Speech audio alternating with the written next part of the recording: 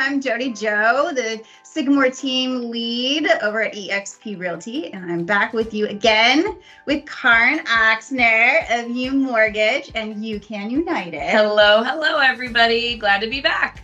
I actually wanted to ask a very serious and legitimate question that I get often in regards to the very beginning steps of getting pre-approved to find out what you can qualify for in terms of your payment, your mortgage, all of the things. So tell me, what is the difference between pre-qualification and pre-approval? That is a really important question. So we get that question a lot because it's confusing and they're very different and so very important.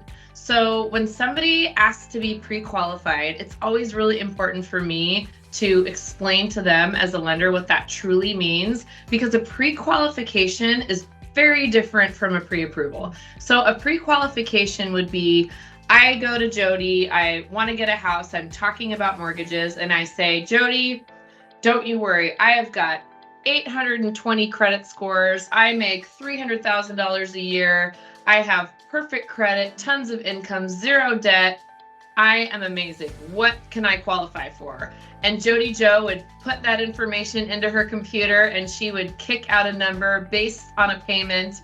And she would say, Karen, you are pre-qualified for X. And I would say, great. I would go on my merry way, assuming that everything may be fine because I am officially pre-qualified. But the challenge is my loan officer didn't validate any of that information or get any supporting documentation to prove what I'm saying is true. And not that buyers or borrowers wouldn't be truthful, but often they just don't know. And that is why it's so important when you're talking with a mortgage lender to give the actual information, back it up with documentation, have your credit pulled and analyzed and really reviewed, provide not only your income information, but also the income documentation that pertains to your scenario. Somebody that is a W-2'd employee and gets a salary is going to need to provide very different information than somebody is self-employed. A self-employed person might need to provide full tax returns, might need to ask their CPA some questions, might need to get all of their schedules in order so that I can really analyze those things, see what their expenses are along with their income so that I can calculate their qualifiable, approvable income that an underwriter wants to see to validate their ability to repay. We also want to actually check the balances in your bank accounts. Make sure that you've got the funds to close to qualify. We might need to get a written verification from your employer to make sure that your employment history is accurate, that we have the history that we need to make that decision.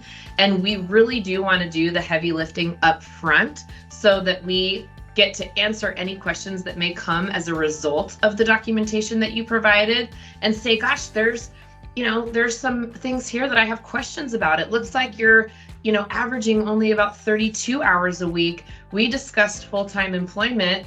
What is the difference? Why are there these discrepancies? Let's attack those, analyze and handle them at the pre-approval phase so that when we get into contract, we're solid, we know exactly what we need, we can just plug in a few documents and we know that we're good to go, and underwriting is going to be absolutely happy with the documentation provided because you're truly approved, pre-approved based on actual factual data and documents as opposed to just information that you provide. So in a nutshell, that's the difference between a pre-qualification and a pre-approval.